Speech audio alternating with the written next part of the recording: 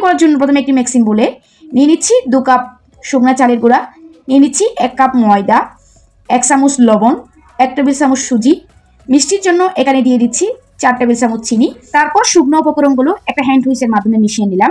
অল্প অল্প পানি দিয়ে আমি একটা ব্যাটার তৈরি করে নিচ্ছি। দেখুন ব্যাটারটা কেমন হয়েছে, ব্যাটারের ঘনত্বটা একটু আপনাদেরকে দেখাচ্ছি আমি। এটাকে আমি পুরো 5 মিনিট ভালোভাবে আমি ফেটিয়ে নিয়েছি। আধা ঘন্টার জন্য ঢাকা দিয়ে রেস্টে রেখে দিয়েছি। একটি প্যানের মধ্যে নিয়ে নিয়েছি 1 টেবিল চামচ সুজি। প্রথমে সুজিটাকে একটু ভেজে নিব। সুজিটা ভেজে নিলাম। এখন আমি এর মধ্যে দিয়ে দিচ্ছি 1.5 কাপ দুধ দিয়ে দিচ্ছি। দুধটা দেওয়ার পরে সুজির সাথে ভালোভাবে মিশিয়ে নিতে হবে। এরপর মিষ্টির মধ্যে সামান্য একটু লবণ দিয়ে দিচ্ছি। যদি আপনারা লবণটা পছন্দ না করেন তাহলে এটা স্কিপ করতে পারেন। এভাবে নাড়াচাড়া করতে করতে এক পর্যায়ে দেখবেন ঘন হয়ে আসছে। এখানে আমি মিষ্টির জন্য দিয়ে দিয়েছি 1/3 কাপ চিনি।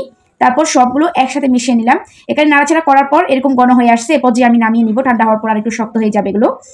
আমি আধা ঘন্টা পর ব্যাটারটা দেখে নিচ্ছি। ব্যাটারটা একটু ঘন মনে হচ্ছে, সেজন্য এখানে আমি আরেকটু পানি দিয়ে দিচ্ছি। এটা দেওয়ার পরে আবার ব্যাটারটা ভালোভাবে মিশিয়ে নিচ্ছি। এই ব্যাটারটা এখন রেডি পিঠা তৈরি করার জন্য। পিঠা তৈরি করার জন্য চুলায় একটি প্যান বসিয়ে দিলাম। সামান্য তেল দিয়ে আবার তেলটা ভালোভাবে টিস্যু দিয়ে মুছিয়ে নিলাম।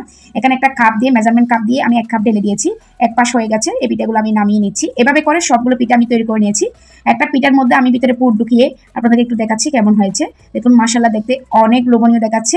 খেতে কিন্তু অসম্ভব রকমের টেস্টি। আপনারা একবার বাসায় তৈরি করলে বুঝতে পারবেন। একটা পিঠা নিয়ে একটু আপনাদেরকে কেটে দেখিয়ে দিয়েছি।